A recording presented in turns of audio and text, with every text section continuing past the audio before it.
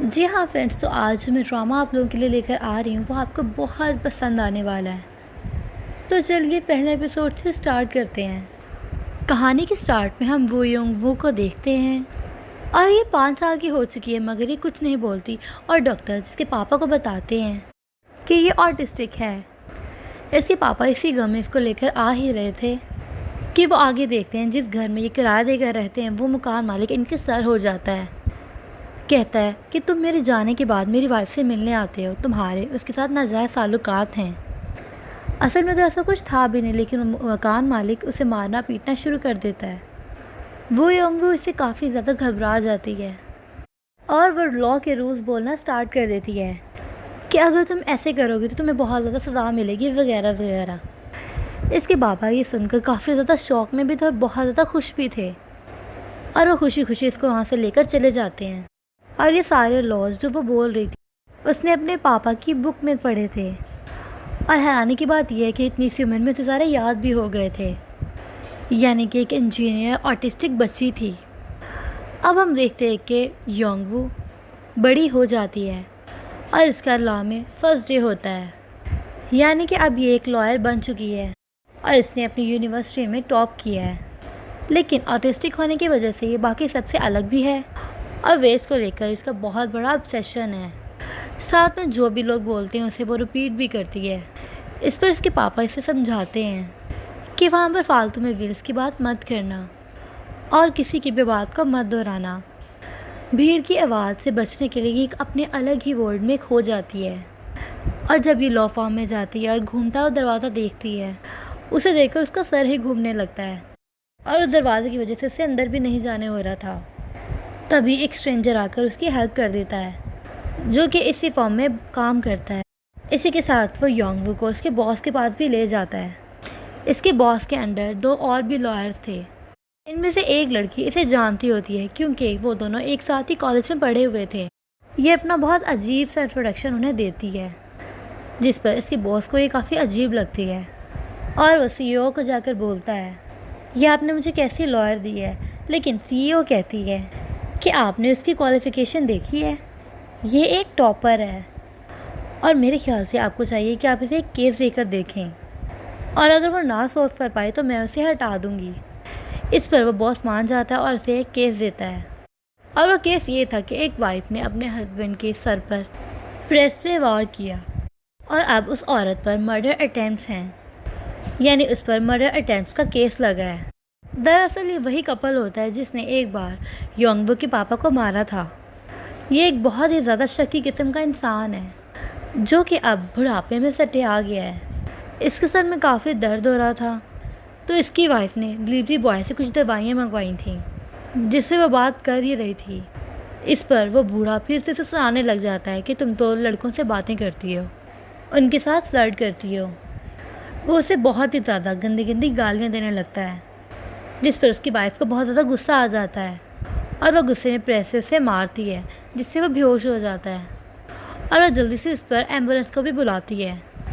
तो ये था उनका केस और उस लेडी से मिलवाने के लिए अब योंगवू को वो लेकर जाता है क्योंकि इस केस के इंचार्ज उन्होंने योंगवू को ही बनाया था। उस लेडी को लग रहा होता है कि बस वो केस हार ही गए, लेकिन जब वो योंगवू को देखती है तो बहुत खुश होती है। उसे याद आ जाता है कि ये तो वही लड़की थी जो हमारे पड़ोस में रहती थी, तो ये उसे खुशी से गले लगा लेती है। इस केस के बारे में जानकारी निकालते हुए वो को पता लगता और वो अपने बॉस को बताती है कि उसने अपने शौहर को मारने की कोशिश नहीं की है। ये कोई मर्डर केस नहीं है, ये एक सिविल केस, आपसी घरेलू झगड़ों में ये सब हुआ है। भला वो अपने पति को क्यों मारेगी जबकि उसकी पेंशन से ही उसका घर चलता है और जितने भी घरों का किराया उनका पार आता है वो सभी उसी के पति के नाम है जो कि उसे मारे तो नहीं मिलेंगे। ये सारी बातें सुनकर उसके बॉस को लगता है कि जितनी बुद्धू ये इसे समझ रहा था उतनी ये है नहीं और ये बहुत ज़्यादा टैलेंटेड है। इस पर ये इसे सॉरी भी कहता है और केस को समझने के लिए विक्टिम से मिलने को भी बोलता है जो कि उसका हस्बैंड था और अभी वो हॉस्पिटल में पड़ा हुआ है। यह भी नहीं थी, इसलिए इसके साथ ली वुन बो को भेजा जाता है जिसे कि एक लड़की काफ़ी टाइम से गिफ्ट दे रही थी। लॉ से बाहर निकलते हुए ये फिर से उस दरवाजे के सामने चकराने लगती है। ली वो उसकी हेल्प करने को बोलता है जिस पर वो कहती है नहीं, मैं किसी का वेट कर रही हूँ और जब कुछ टाइम बाद वो उसे फ़ोन करता है तो उसे पता लगता है कि ये इसी का वेट कर रही है। ये दोनों एक दूसरे का ही वेट कर रहे थे। इस पर ये इसे कहता है कि ये ऐसे इस दरवाजे से निकले जैसे कि 1 2 3 बोलकर डांस करने लगी है। ये ऐसे ही करती है और दरवाजे से बाहर निकल आती है और डॉक्टर से मिलता है तो डॉक्टर उसे बताता है कि उस बंदे को तो पहले ही सबप्यूरल हेमाटोमा है और उसकी वाइफ ने उसी जगह पर वार कर दिया। इस पर यह सब तो होना ही था। अब वो उस आदमी से मिलने के लिए जाती है जहाँ पर उसकी वाइफ उसका बहुत अच्छे से ख्याल रख रही होती है। ये वो का उसे इंट्रोडक्शन करवाती है और बताती है कि वही लड़की है जो हमारे पड़ोस में रहती थी। लेकिन ये बुढ़ा फिर से सठिया जाता है और वो के सर हो जाता है कि अच्छा तुम उसी की लड़की हो जिसका मेरी बीवी के साथ चक्कर चल रहा था, तुम यहाँ पर क्या लेने आई हो वगैरह वगैरह। इन पर जो केस हुआ था उसके बाद इन्होंने पुलिस में बयान दिया था कि ये उस टाइम पर अपने हस्बैंड को मारना चाहती थी, बस इसके मन में यही आ रहा था। तो वो उसे समझाती कि उसे ऐसा बयान नहीं देना चाहिए था, सिर्फ उसके ऐसा सोचने पर भी उसे जेल हो सकती है। और ये वो को बताती है कि मेरे हस्बैंड के सर में काफ़ी टाइम से पेन हो रही होती है, तो उस दिन भी मेरे हस्बैंड के सर में काफ़ी पेन हो रही थी। वापस आकर ली जुन हो बॉस को बोलता है कि वो बुढ़ा है ही ऐसा कि अगर उसकी वाइफ की जगह कोई और होता तो वो भी उसके ऊपर अटैक कर ही देता। वो की टीममेट अपने दूसरे लॉयर को बोल रही होती है कि मैं इसे बीमार समझ के यूनिवर्सिटी में इसकी इतनी हेल्प किया करती थी, लेकिन उस टाइम पे मैं इतनी चौंक गई जब मुझे पता लगा कि ये यूनिवर्सिटी में फ़र्स्ट आई है। जिस पर उसका फ्रेंड कहता है कि अब तुम इसकी हेल्प क्यों करती हो, तो वो उसे इस हालत में देखकर कहती है वो देखो इसको ऐसी हालत में देखकर मैं इसकी हेल्प कैसे ना करूं। इससे वो के ऊपर काफ़ी गुस्सा तो आ रहा था, लेकिन फिर भी वो की हेल्प कर देती है। अब वो अपने बेस्ट फ्रेंड रामी से मिलने के लिए जाती है जहाँ पर हमें एक आइकॉनिक सीन देखने को मिलता है। सिर्फ रामी ही ऐसी है जिसके सामने वो अपनी फीलिंग्स को खुलकर शेयर कर पाती है और रामी उससे प्रैक्टिस करवाती है कि उसे ऑब्जेक्शन लॉर्ड कैसे बोलना है। अब वो फर्स्ट टाइम कोर्ट में जाती है जहाँ पर सब अपनी अटेंडेंस दे रहे थे, लेकिन ये चुपचाप से बैठी रहती है, जिस पर उसकी जगह उसके बॉस को उसकी अटेंडेंस बोलनी पड़ती है। इसका अपोजिशन उसको कहता है इस पर कोई शक नहीं कि तुम अपने हस्बैंड को मारना चाहते थे, क्योंकि उस टाइम पे तुमने खुद बयान दिया था कि मैं अपने हस्बैंड को मारना चाहती हूँ। आज वो का दिन नहीं था, इसलिए कोर्ट में कुछ खास हो नहीं पाता और आज का केस सिर्फ यहीं पर रुक जाता है।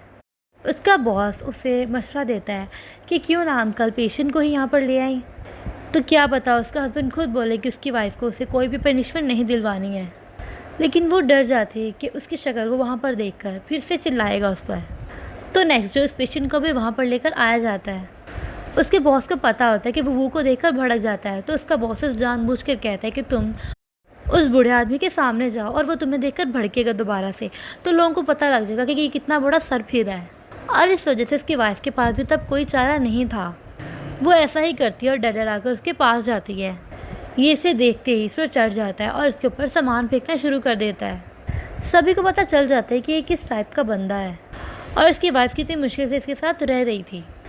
इस चीज़ को तो इन्होंने साबित कर दिया था, लेकिन नेक्स्ट सीन में हमें पता चलता है कि वो बंदा यानी वो बूढ़ा आदमी हॉस्पिटल जाते जाते ही मर गया, यानी उसकी डेथ हो चुकी है। अब तक तो उसकी वाइफ के ऊपर इल्ज़ाम था कि उसने उसे मारने की कोशिश की, लेकिन अब उस पर केस ये था कि उसने अपने हस्बैंड को मार दिया। इस सब का जिम्मेदार वो अपने आप को समझ रही थी, क्योंकि अगर वो उस केस को ना लेती तो शायद ऐसा ना होता। ली वू को उस पेशेंट की ऑर्डर स्पाई ला कर देता है, जिसमें यह था कि उसके सर में दर्द होता था और साथ में उस डिलीवरी बॉय का भी बयान था और उसमें यह था कि उस दिन भी उसके सर में दर्द था जब वो दवाई लेकर आया था। तभी ली वू को कहता है कि देखो इस सबूत की शेप वेल जैसे लगती है ना, लेकिन वो ली को कहती है कि हम वेल की बातें ऑफिस में नहीं कर सकते, ऐसा मेरे पापा ने बोला था। लेकिन ली उसे कहता है कि हम दोनों आपस में तो कर ही सकते हैं ना। इस पर ये अपने दोबारा से उसी वेल वाले वर्ड में चले जाती है। ये इसे काफ़ी कुछ बताने लगती है, जिससे उसे आइडिया हो जाता है कि इसे वेल से ऑब्सेशन है। नेक्स्ट इस डॉक्टर को बुलाया जाता है और वो से पूछती है क्या उन्हें वो बीमारी पहले से ही थी, जिस पर वो हाँ बोलता है। वो कोर्ट में इस बात को साबित कर देती है कि उसकी मौत उसकी वाइफ के मारने से नहीं, बल्कि जो उनके सर में बीमारी थी उस वजह से हुई है, क्योंकि अपनी वाइफ के मारने के बाद भी वो मरे नहीं थे। इसके साथ ही ये इस केस को जीत जाते हैं।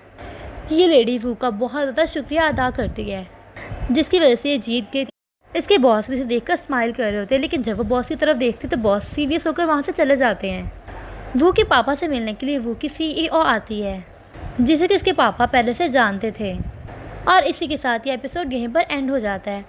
मैं उम्मीद करती हूँ कि आपको पहला एपिसोड बहुत ही पसंद आया होगा। अगर आपको ये ड्रामा इंटरेस्टिंग लगा है तो नीचे कमेंट्स में ज़रूर बताइएगा और साथ ही मेरे चैनल को सब्सक्राइब करना मत भूलिएगा। Thank you for watching.